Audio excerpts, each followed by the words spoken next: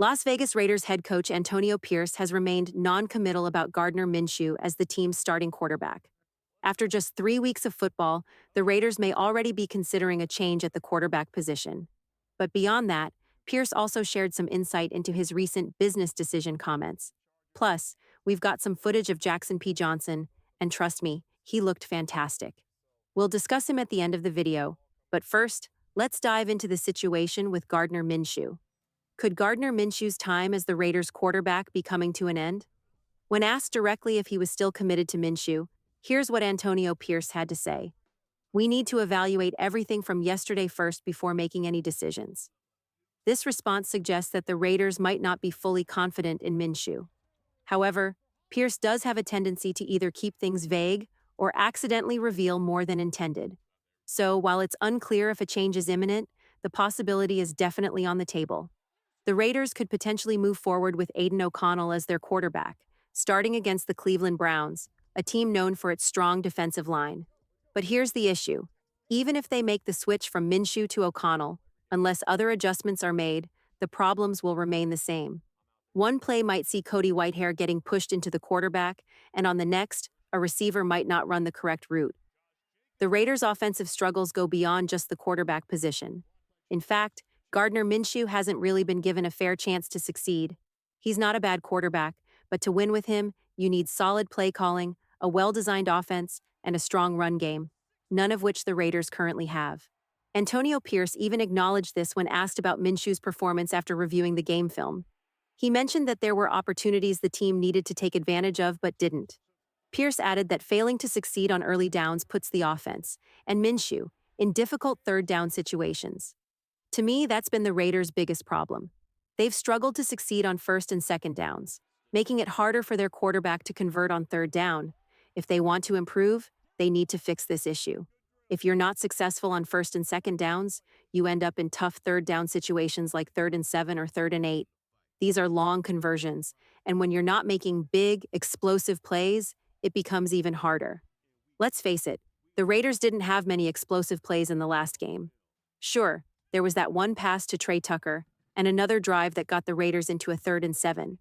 But then, instead of pushing for a first down, they ran the ball for just 3 yards. On 4th and 3, they decided to go for it, but that 4th down play didn't work out either. In the middle of the second quarter, Cody Whitehair was pushed right back into Gardner Minshew. Minshew, looking to the right, didn't like what he saw.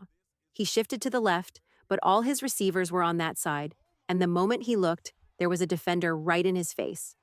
In situations like this, it doesn't matter who the quarterback is. If the offensive line can't hold strong, it's nearly impossible for any quarterback to succeed. In my opinion, the Raiders need to improve across the board, starting with the offensive line. Now, while Gardner Minshew may not be the biggest issue, we did get to see Aiden O'Connell yesterday, and he looked pretty sharp. You'd be lying if you said he didn't. He finished 9 of 12 with a touchdown. Sure, there was one play where he ran into a sack and another that could have been an interception, but let's be honest, these things happen, especially when you're not completely comfortable with the protection from your offensive line. Antonio Pierce was asked about Aiden O'Connell's performance, and here's what he had to say. "With the game already down by 2 scores, we gave Aiden a chance to see what he could do with the offense. We were just looking for a spark." So, does this mean O'Connell is in line to replace Minshew? Not necessarily. Pierce emphasized that they need to evaluate everything from the previous game before making any decisions. In my view, the Raiders should give Gardner Minshew 2 or 3 more games before considering a switch to O'Connell. Minshew deserves every chance, but the team also needs to make some changes on the offensive line. Jackson P. Johnson, in particular, looked outstanding during his 21 snaps. He should be a starting offensive lineman for the Raiders in the next game. We'll talk more about his performance in a moment, but first, let's address the business decision comments made by Antonio Pierce. For those who missed it, Pierce recently mentioned that someone within the Raiders organization made a business decision during the game against the Panthers. He didn't say if it was a player or a coach, but it was clear that it was a serious issue. Pierce went on to say that, as a team, they're going to make a business decision of their own. Antonio Pierce's business decision comment has sparked a lot of speculation. People are wondering, was he talking about Trayvon Moehrig, or maybe Gardner Minshew? Did Minshew refuse to go out on that final drive? Or was it someone like Jack Jones? The national media quickly pointed fingers at Jack Jones, especially for his poor tackling. Honestly, Jones has struggled with tackling throughout the season, even in the preseason games. I mentioned this after week 1 in the film breakdown. Jack Jones needs to improve his tackling, and more importantly, his effort. It's one thing to miss tackles, but it's another to not even try. In my opinion, Jack Jones isn't the player Pierce was calling out. Pierce was asked directly about Jones after the business decision comment, and here's what he had to say when asked about how the players might react to that statement. It's football. After a loss like that, things need to change. The national media have been highlighting Jones's plays, questioning his effort. When asked if Jones's effort was a problem, Pierce responded, "I had a problem with our entire defense's effort." So, while Pierce isn't specifically blaming Jack Jones, he did make it clear that the defense as a whole has been struggling. In my opinion, Pierce may have spoken too quickly when he made that business decision comment. It's possible he second-guessed saying it right after. Although he hasn't had a chance to speak with the team yet, they're likely meeting soon. Now, if you're Antonio Pierce, what do you do? Do you call out individual players or hold the entire defense accountable? If Jack Jones ends up benched, we'll know he was the target of Pierce's comment. But I don't think that's going to happen. Pierce needs to ensure that every player on the field is fully committed to the team and to winning. The effort has to be there from everyone. Unfortunately, there's more bad news. Marcus Epps has torn his ACL and is out for the season. While Epps may not be a top 10 player at his position, he was still a key veteran who understood Patrick Graham's system well and played solid football. It's tough for the Raiders because Epps gave maximum effort on every play and fit perfectly in the scheme. Now, the team has to find someone to fill his shoes. Could it be Isaiah Polamau? Maybe one of the younger players like Chris Smith?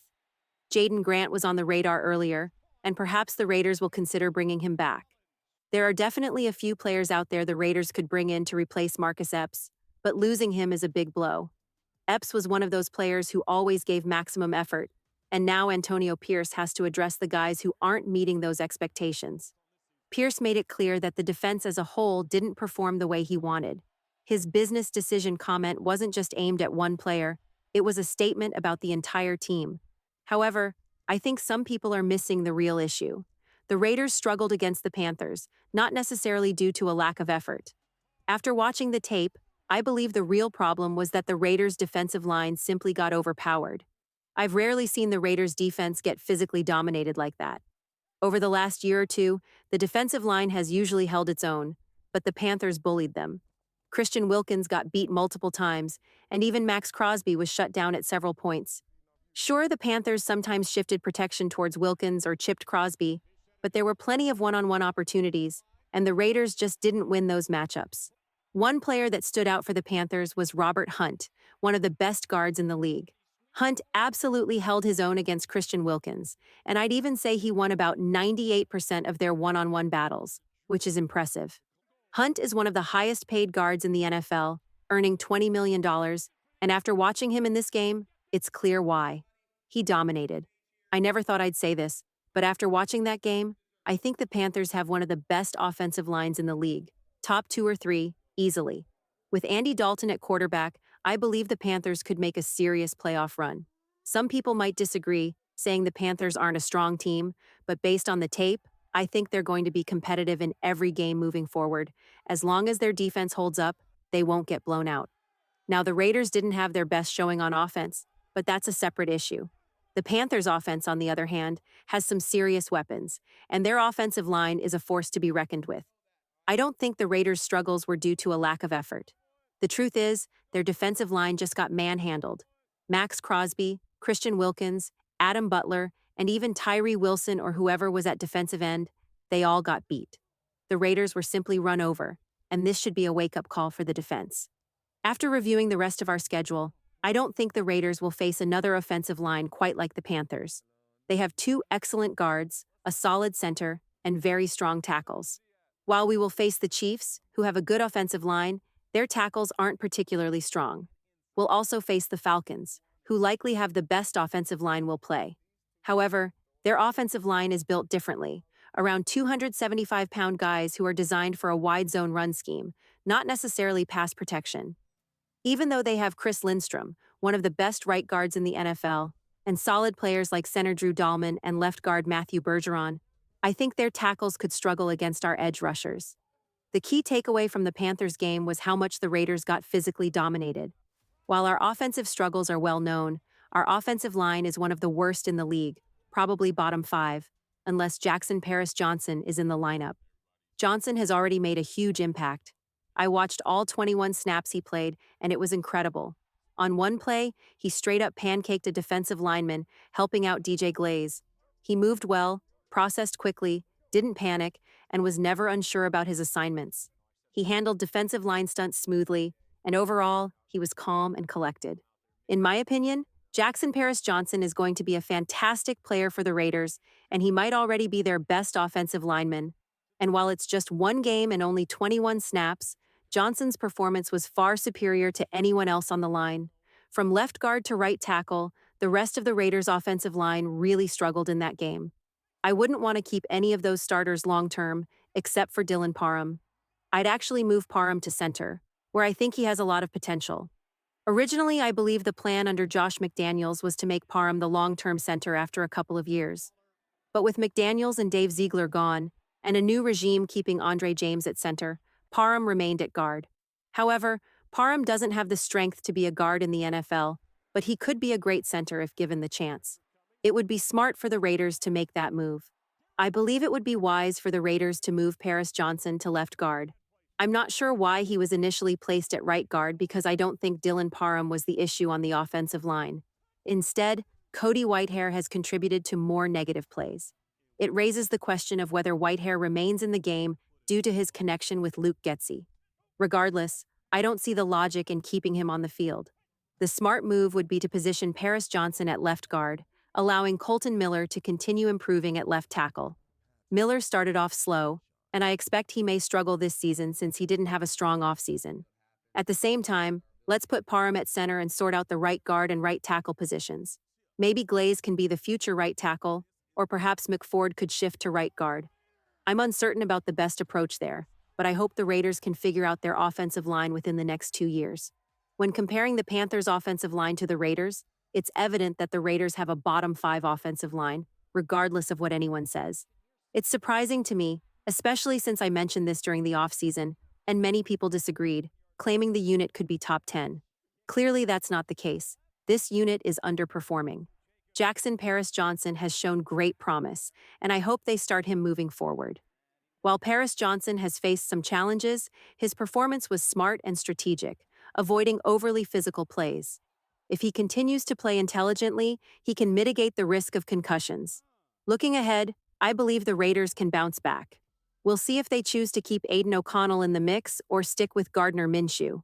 The right course of action is to address the offensive line first and give Minshew 2 to 3 more games. If performance doesn't improve, then they should transition to Aiden O'Connell. Once they bench Minshew for O'Connell, there's no turning back. If O'Connell struggles for a couple of games, they won't go back to Minshew. I'm curious to hear your thoughts in the comments below. Don't forget to thumbs up, subscribe, and I'll see you next time with another video.